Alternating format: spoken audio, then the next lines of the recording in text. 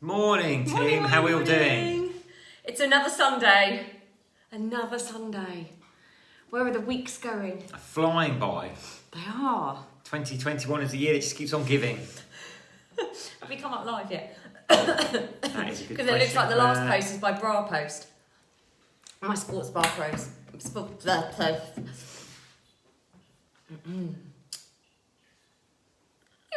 We are Live. live.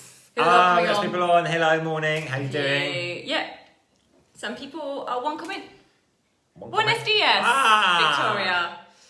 Morning, Lisa. Morning, Sam. Who else have we got coming on? Oh, loads of you. Victoria. Lots of people coming on. Ooh, it's Morning. exciting. Can you say morning below? Morning, Sarah. Morning, Sarah. Morning, Elaine. Elaine. You're here. Lovely. Your running pictures are amazing. I'm so proud of you. Look how far Smashing you've your come. PBs, Elaine. Awesome stuff. Yeah. I didn't run this morning. I normally do my Sunday morning run, but I was listening to my body. Got a little bit of a little cold. Morning, lovelies. Morning. Morning, Maddie. Nice to have you here. We've got Steph. Steph was coming on. Steph there. I think I saw Steph had just gone for a walk somewhere, actually. Oh. She'll be covering off more of her 50 miles. Yeah, she's doing amazing, isn't she? Absolutely amazing. Just waiting for everyone else to come. I can hear James brewing coffee. Well, the coffee's brewing in the Coffee background. is brewing. I Need need more coffee. it. It's really weird. Like I have actually slept quite well the last couple of nights. But is anyone else having like crazy ass dreams? Yes, indeed. Oh my god, it's crazy. But did you see Zoe put up about the solar flare? There's another solar flare that's hitting Earth, 17th and 18th. So Which I think that affects the Schumann resonance. it does. So that'll be what. Oh, people are dropping in and out here. Is everything all right? Yeah, it drops up and down. I just ignore that counter now. I think Facebook. Oh, just- snowed in Hitchin. Snowed in Hitchin. Oh, lovely.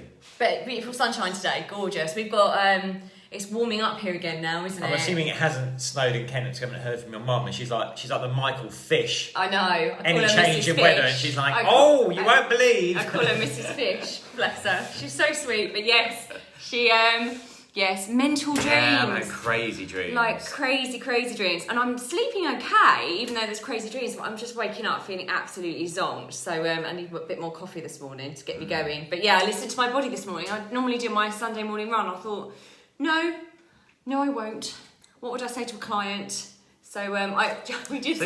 You're still yet to try your new trainers, your new on running for an actual run. Well, yeah, we did hit with them yesterday, though.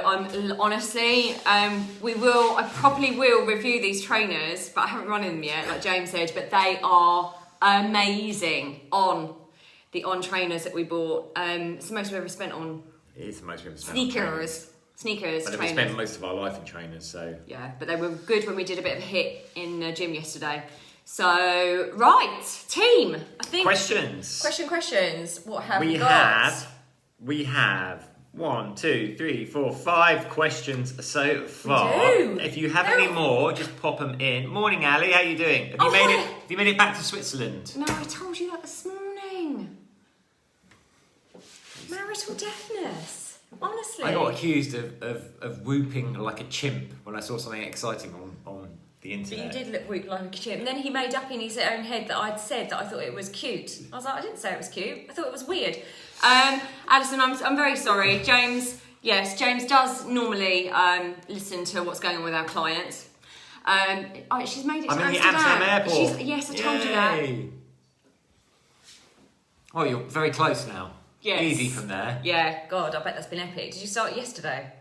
You would have started yesterday, wouldn't you? Oh, God. Right, well, you'll be home soon, darling, and I'm just creating your little programme now. Right. Let's deal with question 1, which is from Maddie about ITB injury. Elbows? Oh, sorry. And I think you're asking, like, you can't do a lot lower body-wise because of the ITB. But is it worth training at all, or what can you do? Well, yeah, it's definitely still worth training. I'd say it's really important to work on the rehab for the ITB. So you want to basically find a way to stretch the band. But the also, IT band. Yeah, also doing stuff like getting a light resistance band and looping that around the thighs and doing like kind of side stepping and also like squatting so that when you're pushing your knees out, just gently like that to strengthen everything up and get a stretch through it.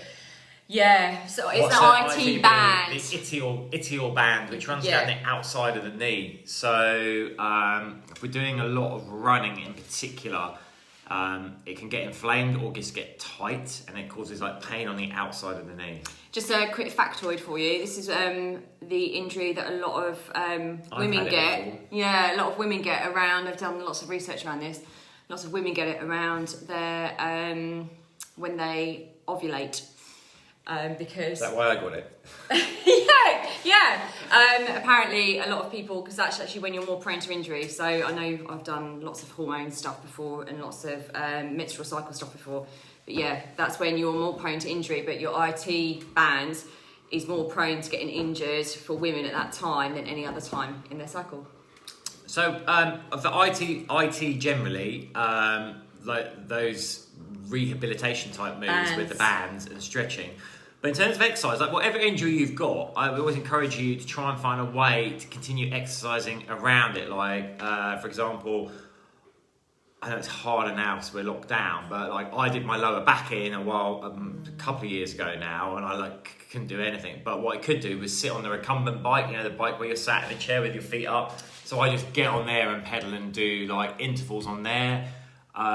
You've got armo, so just be inventive. So if you can't run or jump, which is fair enough, like definitely don't do that. You don't want to aggravate it. But doing kind of more intense upper body stuff, and then kind of gentle lower body for rehab that doesn't aggravate it, would be great. It was running that caused it. Try the rehab. Maddie, another thing I would say, it is difficult because we haven't got gyms at the moment. Oh, thank you. We haven't got gyms at the moment. Swimming is good. Yeah, swimming.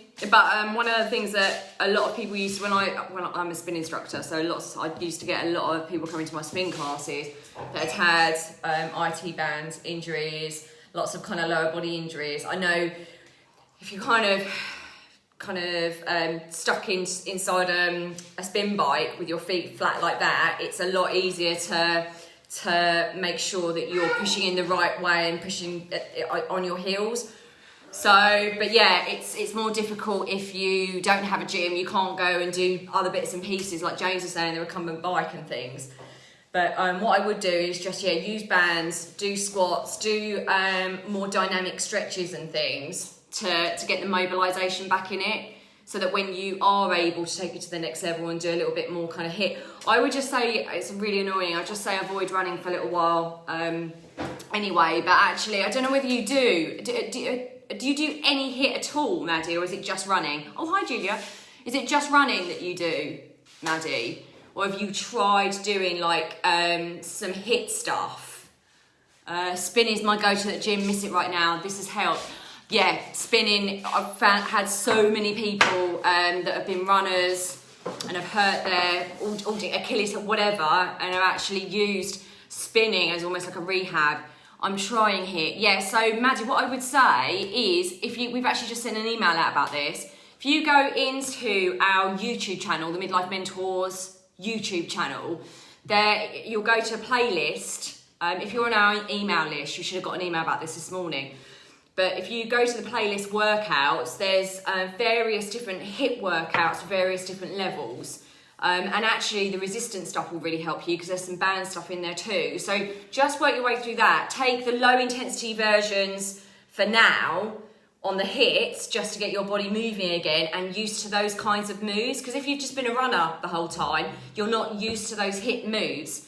So go easy, but hit would be, I think, your go-to to be able to get your fitness levels up and keep that cardio going, because hit, you're able to bring moves up and down. Yeah, give it a go. Give it a go. I hope that helps. I'm going to go on to the question we had from Ali. I'm not sure she's here, but she's probably going to watch it on replay. How you doing, Ali? Scales, body weight, and should I go by my weight or how I'm feeling? Oh, hi, Emma. Well, Ali, I kind of know you. So first thing I say is, like, for all of us, actually, like it's useful to know your body will take a different time to respond to what you're doing to it in terms of what you see in it. For example, Claire and I know if we have a week of like overindulging with food, it takes 10 to 14 days to show. So you can overindulge. go back to hard training and think completely got away with that, and then a few days later you look in the mirror and go, you completely didn't. It's been different for everyone. So I'd say the first thing, Ali, is just check that's not kind of festive period starting to show now, despite the hard work you started since. So it could be like in this week coming, you start to see the results in terms of weight. But the other thing I say is like, just don't worry about the weight too much, right? I would go always by how you're feeling. This is about like feeling great, and go by how your clothes are fitting. The thing is with weight, it's very misleading. Our weight can fluctuate by up to 2 kilos. Depending on like what we've eaten, how hydrated we are, dehydrated we are, time of the month. Also, over the longer term, what we're looking to do is actually drop body fat and increase muscle mass. Now, muscle is denser than fat, so if we add muscle, our weight is going to go up. So we don't want to be too concerned about the weight, really. We want to be more concerned about getting the body fat lower. And going on like how we feel and how our clothes fit. Hope that helps. Elaine, it's hard to not to worry about the weight. I know, because we've been brought up in a society where it's all about your weight. We were brought up, but hopefully we were, brought up by baby boomer parents that, my mum, God love her, was always on a diet. It was always about her weight. Body fat wasn't even discussed.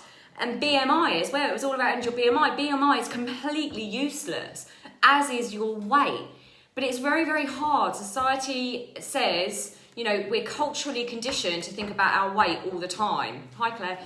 And of course, that is ingrained in your psyche. That is in your mindset that actually your weight matters.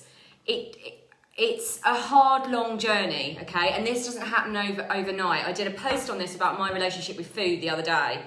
I obviously always thought it was about my weight. I wanted to be it's very vulnerable to say, but I shared it in this group. I wanted to be as thin and as light as possible. So, of course, I was constantly obsessed with my weight. It's taken a really long time. It's probably only in the last 6 years where I'm so not there. It's not even programmed in my mind to worry about weight. It's about what I look and see in the mirror, how I feel in my body. If I feel sluggish and a bit blah, blah, blah, then I'll do something about it, and then I know that I need to pull back on certain things, and I know that I need to mix it up and change it up. But I never, and you can look at me and go, oh, you don't jump on the scales, Claire, because you're naturally slimmer, blah, blah, blah. Well, anyone that knows me knows that's a lie. Everyone that knows me will know that it's not true that I haven't been obsessed with the scales. I've reconditioned my mind to realise this is about a lifestyle, and it's about how I feel, and my body hears everything my mind says. So if I'm constantly going, you need to worry about the weight, my body is going to hold on to it all because it doesn't like being spoken to in that way. I don't know if that helps, Elaine, but it's a long... we only started working together, I hope you don't mind me sharing this, we only started working together in June. After how long, not going to give you your age away, after how long of, feeling the way that you did when we first talked, feeling like nothing's ever going to change, all that hardwired stuff into your brain, it's going to take a while to unravel that. But what's the alternative? We carry on obsessing about stuff like that or feeling like it's important when it's really, really not. It's really not. It's about, like James said, putting on those clothes, feeling good in those clothes, getting rid of your bras. I'm an old bird, I know. You're not. But it's about those clothes that you put on, Elaine. It's about using that as your benchmark and how you feel and how proud you are that you've never done anything, really, until June. And this is a whole new experience for you. You're not even a year in. Hi, Mark, darling. Hey, Mark. You're not even a year in. Unless you're a boxer or a jockey, don't worry about the weight too much. Because you don't need to.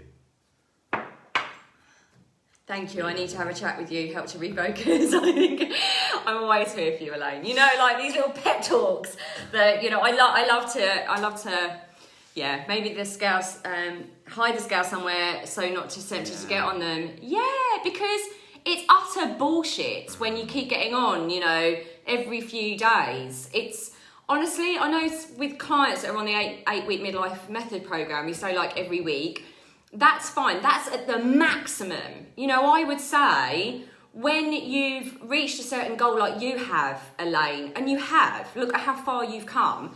Actually, every 2 weeks, hi Esther, how are you? Hey, Esther. Every 2 weeks would be your maximum, because otherwise you're giving in to that programming over and over again. Great thing there by Mark is that take photos and compare. Also use that as your inspiration as well, right? So on our program, people take photos regularly, and what's really helpful is, you know, sometimes you can feel like you're not making progress, but if you go and look at a photo from 4-6 weeks ago, you're like, oh my goodness, I actually look completely different. So yeah, Emma's saying put the scales outside. Definitely don't go by the fit of your clothes, what you see in the mirror. If that's such a good point. If they're in your eye line, your behaviour, your instinctive behaviour is to use them. Because if they're in their line, just hide them. It's the same with food. I think I answered this on my menopause and perimenopause workshop. I think it was Chantel that said, you know, it's actually a natural instinct. If something's in your eyesight, an eye line, you're focused on it. So actually, that attention is on that. It's the same with anything. So actually just remove it from your eye line completely, so it doesn't trigger that response, that completely subconscious response that we all have. I mean, I'll tell you how unreliable weight can be. It's a true story. There's a guy called Tim Ferriss who did the 4-hour body, 4-hour week, but he was really into all kinds of weird things for a while. But he went to some sort of wrestling or martial arts competition in China, I think. Anyway, you had to be a certain weight for the category. So he basically starved himself, completely dehydrated himself for the weigh-in, all right? And then when it came, the competition was such that like the way you could win your bout was by pushing someone out of the circle. So as soon as he'd weighed in and made the weight, he basically drunk loads, ate loads. Long story short, I think he was about 5 or 6 kilos heavier between the weigh-in and the fight, and that's how much you can manipulate your weight. And that's not even like someone who's a big frame. How much you manipulate your weight if you go to this is an extreme example.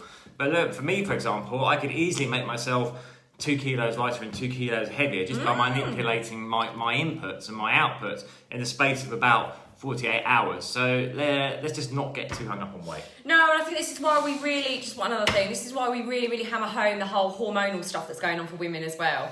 Like, this is why our programme and our approach is all around how you are feeling. It is, isn't it? And take those photos, Elaine. You know, like, I'm going to hold you to this. You're on the VIP maintenance programme now. I'm going to hold you to this. I want you to take some photos, send them to me via WhatsApp, and then I'll hold you accountable to them for 4 weeks' time. Deal? Aim for a new bolt hole. Goal, not scales, reading a goal. Yeah, exactly. And just remembering that it doesn't matter what the scales say. It doesn't. It's never going to make you feel better. This is another truth. What the scales say is never going to make you feel better about yourself. It's just not. Because if we're judging ourselves on, we're always going to want more. We're always going to want more and more and more. That happiness and that self-acceptance is an internal job. It really is. So learn how to do that. I'd rather all of you focus on the mental reps than the scales, because that's how you're going to feel better about yourself. Fab. Cool. Okay. Deal. Oh, it's so bright here, Mark. If only I knew someone that invested in a sunglass firm that could get something for my eyes. No more sunglasses. Ali, you're here. We've answered your question. Morning.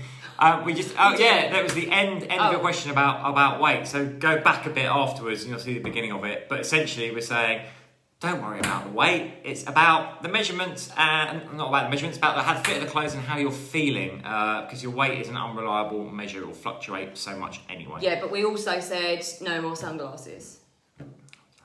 He's got like $1 million at the front door, and he just you absolutely. Well, I've actually had to reduce some of them. He's a hoarder. He hoards onto things. Right, Claire, you're going to talk about stress and bloating. Yes, this one's from Sam. So, I'll go back.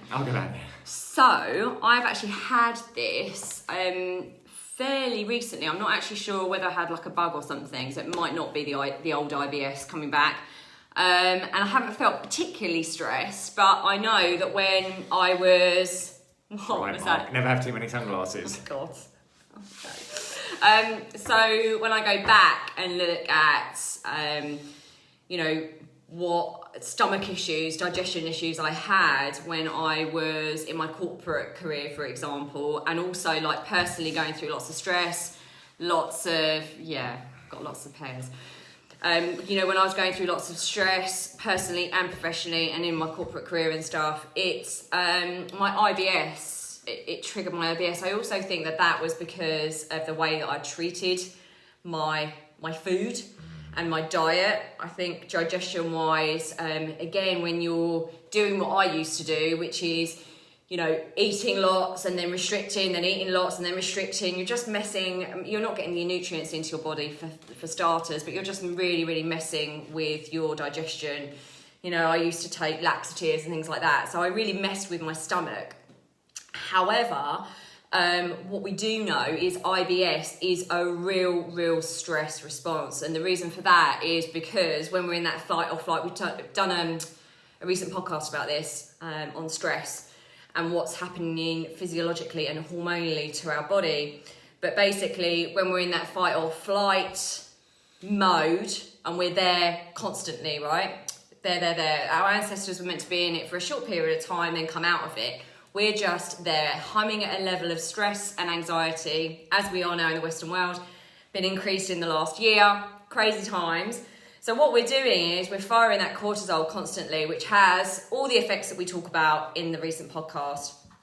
One of the things is, it actually, for that flight or fight response, it actually draws the blood away from not vital organs at the time. So basically it's for us to run away or deal with the situation in hand and then bring our body back down again.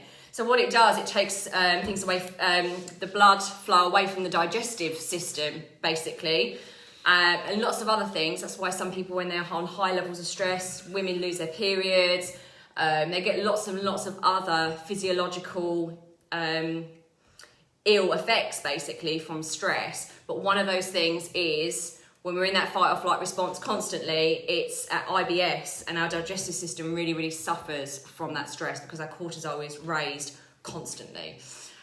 So that's why it's incredibly, incredibly important to learn to minimize our stress levels with the tools and techniques that I've mentioned on the podcast, the stuff that we mention in workshops. We've done whole workshops on this.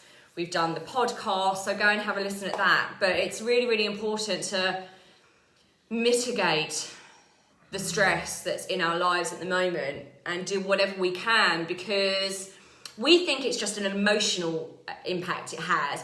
We know the kind of mental and emotional feelings of stress, but the podcasts are brilliant. Oh, bless you. Oh, thank you, Emma. We kind of realise when we're kind of like anxious to a degree, but we don't really know what's going on inside our body, which is why we've done that podcast, because it is, I hate to say this, it is the silent killer, right? It's something that's, stress brings on so many diseases, so much ill health, and it's really, really important not to feel judged saying that you're reaching burnout and stress or whatever, not to feel ashamed that you're reaching out for help. It is not something to be ashamed of.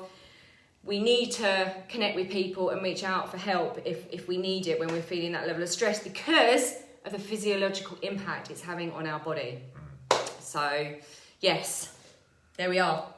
Hope that helps, Sam. So yeah, stress management techniques, not eating on the run, again with the IBS, not eating on the run, sitting and eating mindfully, actually not talking when you're eating, because what you're doing is when you're talking and eating, you're taking in lots of air into your digestive tract, potentially, and that's making it feel really uncomfortable. Drink lots of nice peppermint teas, that really calms mine down. I try not to take tablets or anything like that. I now just try and have a peppermint tea, a nice hot bath, just taking it easy basically, and try not to push the HIIT either. So when you're feeling like you're really, really bloated, doing lots of HIIT where you're breathing like this is actually getting more oxygen, more air into your stomach, and actually will bloat it even more. So just laying off that for a few days might really help ease the symptoms. Hot water bottles as well. Does that help? Does. Good. Now, I think this is also from Sam. A question about rep ranges and weights. And I think, Sam, you're asking, like, is it better to do more reps with a moderate weight or less reps with a heavy weight? Well, depends on your goal, really. So the classic strength training is very heavy weight, low sets, high sets, low reps. So your classic, 5 sets of 5 reps, 6 sets of 3 reps. This is building strength, but seriously heavy weight. So you're failing on the last reps of the last set, which for most of us at home is not going to be practical because you're simply not going to be able to do the weight safely. At the other end of the spectrum, you've got the kind of endurance type training, which is like your classic 15 to 20 reps, 2 to 3 sets, and done at a faster tempo. Then in the middle, we have what we call hypertrophy training, which is for size, which is kind of like ticking both boxes, I guess, between 8 to 12. So there's no better. It's not better to train with a really heavy weight for low reps or train. It's training for like hitting the muscle fibers and different muscle fibers in different ways. Yeah. What we always say is mix it up. It's good to mix it up because your body adapts really quickly. So we'll every 8 to 12 weeks change our program up. Just done mine. And I'll either work in the 8 to 12 range for like 8 weeks and then swap it. But if I'm doing like the heavy for strength, like 5 reps or 4 reps, then I'll make sure I'm balancing that with some 15, 20 rep as well. Making this applicable for home, most of us at home with light weights. So I'd say aim to get your resistance band or kettlebell or dumbbell to be failing on your final set of the exercise in that 8 to 12 rep range generally, but then have some exercises you do in that higher 15 to 20 rep. So when we were doing bands and kettlebells in lockdown in Primrose Hill, we did exactly that. Like we actually ended up buying, because we couldn't get any at the beginning, but we ended up getting heavier kettlebells because most of it was in the higher rep range and we were missing that kind of lower rep range. So we got some 12 and 16 kettlebells in the end, just to go higher weight, lower rep, just to get the mix. But here's the thing, what I would say, I'm going to be really, really bold here. A majority of women, you do not need to be doing rep ranges of like 6. No. I've never created a program for any woman in this whole entire time of doing this where I'm asking them to do any less than about 8 reps. Obviously, if it's either side, if I've got someone doing like a curtsy lunge, it might be 6 on one side, 6 on the other. But what I'm saying is if you're doing one move, I would never get you doing less than any woman doing less than 8 reps. I just wouldn't, because actually we're going for shape, and that rep range, anything under that is more about like brute strength. It's not going to serve any purpose. And actually, here's the thing. You're more, especially at our age, you're more inclined to injure yourself and not do something properly if you're hitting up a big weight. So you get amazing results. So I use a rep range of about 8. Sometimes I'll do like 3 sets. I'll do 8, 10, 12, or the other way round. But then I'll do like front raises, 20 reps, rest, 20 reps. So I mix up. My whole plan is a mixture of both. Yeah, but that's why it is quite helpful to have people doing your plan, because we understand how to mix it up and keep getting different results and stop it being boring as well. I mean, I've just started a new plan. I've been doing push pull, even though different moves. I've been doing that for a really, really long time. So I've just completely mixed up my plan and feeling really good about it. I'm already seeing results in a week. Hope that helps, Sam. Yes.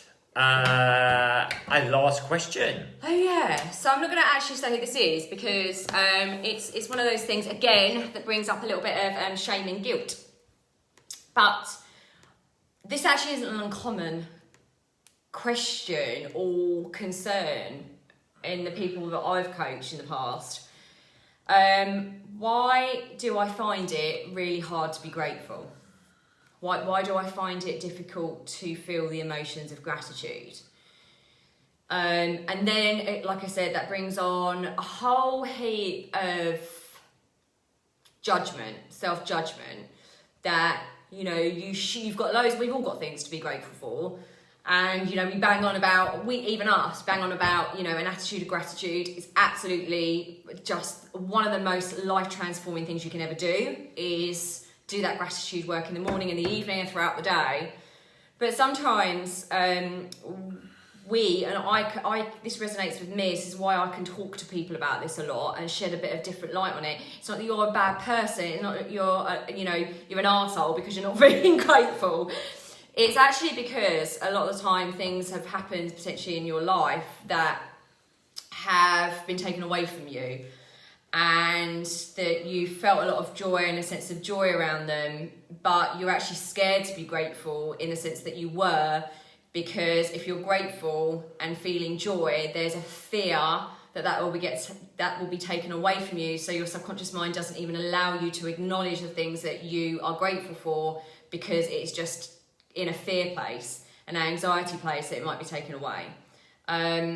I think I touched on this a little bit last week or the week before, but I've been asked this question again. It's like, why can't I feel grateful for, I think it was actually, Victoria, I hope you don't mind me saying, because you actually did mention this, yours was a similar thing. It was like, I've got somewhere, but I don't really feel like I'm excited about where I've got to. It's a kind of similar thing. It's like, I don't want to be grateful and feel joy for where I'm at, because if I feel joy, I feel like I'm attached to it, and attachment makes me feel vulnerable.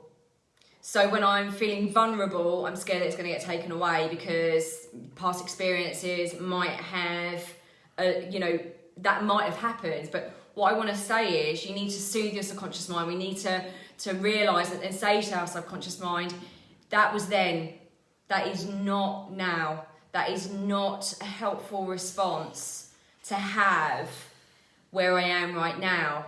I am allowing gratitude in, and I know I'll be able to handle anything that comes my way. You know, I am able to handle anything, and actually not being grateful is hurting me and hurting people around me. So I'm just going to allow myself to be grateful, but also be compassionate with myself. Heal the things that need to be healed. Do the work. You know, we can't... Judging yourself for not feeling grateful is just, it's absolutely counterproductive, completely counterproductive. So just know that it's a really common thing. That's what I wanted to say, that we're scared of it. It's not that you can't get into that gratitude, there's something wrong with you. It's that actually you are probably just in a fear place, that it's very vulnerable. It's a vulnerable place to be. Well, I'd say also on that, just make sure you keep up your daily practice as well, because like exercising, with days where you just don't fancy it, you don't even feel like it's working, but it's really important just keep doing the reps, because on some level it is going in and it is working. So just stick with the practice. Yeah, exactly, and just know that it's okay. Just be compassionate with yourself. Always being self-compassionate. So I hope that is helpful. I'd love to know if anyone relates to that. You don't have to. I'd love to know if anyone relates to that, because I see that a lot with my one-to-one coaching clients. I see that a lot. But there's always something to be grateful for. No, I'm not saying that. But yeah, you certainly aren't alone, Sarah.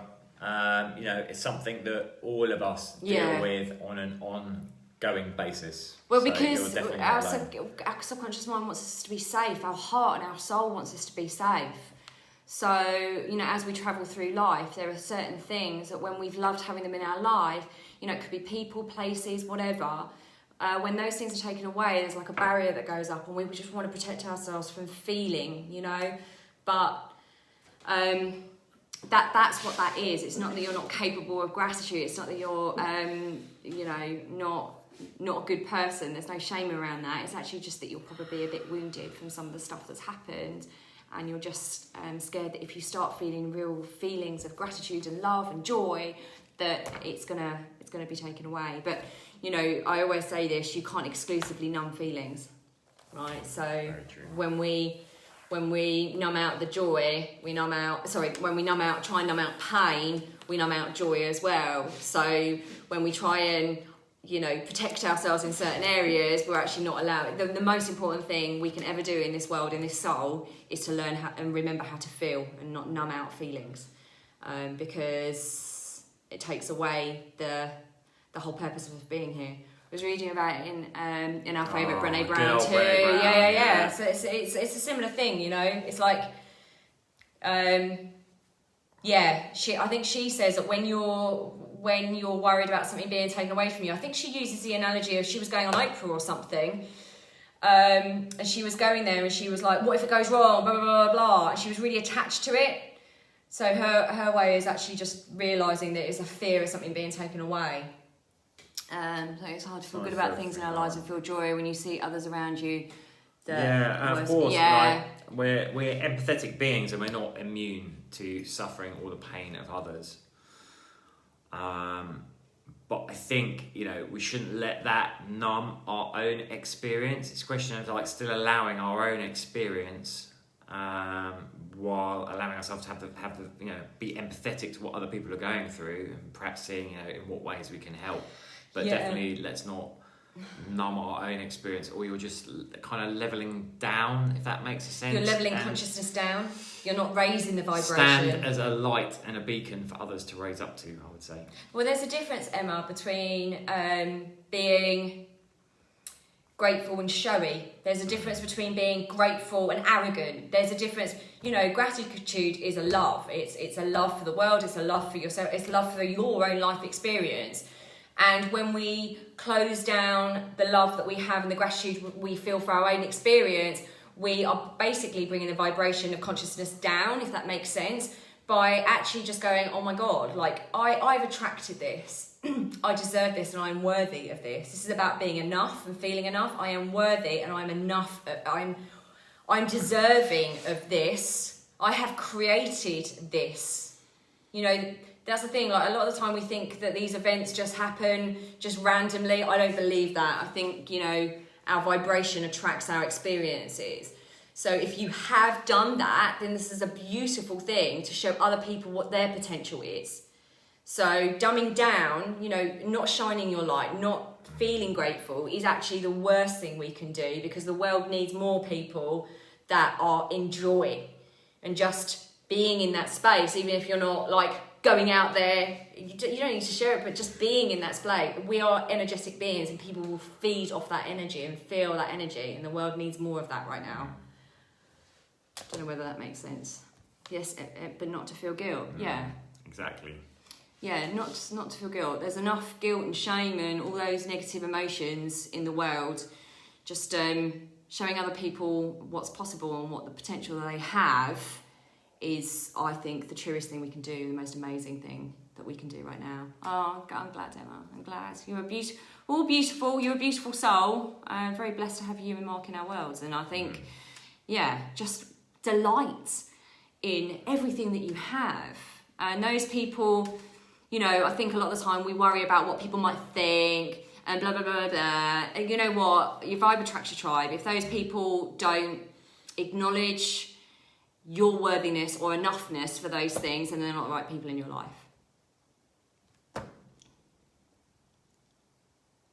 Right, team. Any other questions? Or we will wish you a wonderful Sunday. Yeah, that's absolutely. And that's a practice that I am practicing all the time. You're safe to be you. You're completely safe to be you. Just accept what you have in your life and just your vibe attracts your tribe. My daughter loved that. Yeah. And you are your environment as well. So we have to be really, really careful about our environment right now. That's why we love doing this, right? Exactly. Absolutely love doing this. It's perfect to connect with you all. You wouldn't be here if you didn't want to connect on a Sunday morning. Be the best version of yourself, And that's a really, really wonderful, admirable thing. So we're here for you. Off for a 12k walk with my sunglasses on. Send us a photo, Mark. Yeah, pop a photo in here, darling. We love to see your faces, all of you.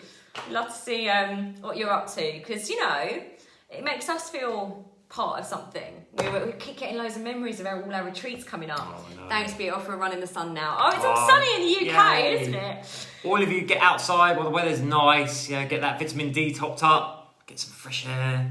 Yes, guys, we love you so much, and we're always here for you. Just reach out if you need us. I mean that. Minus sunglasses. Minus sunglasses. Yeah. I think we all need to see these sunglasses that are being discussed. Now, Elaine, you've got an obsession with leggings. You don't need an obsession with sunglasses as well. You know what? I know how obsessed you get by bright, shiny things. It's like a magpie. Love you so much. Have a wonderful week. Thank you for being here. Yay! Oh, what's that? I think we need to. There was another one in. Right, lots of love. Bye.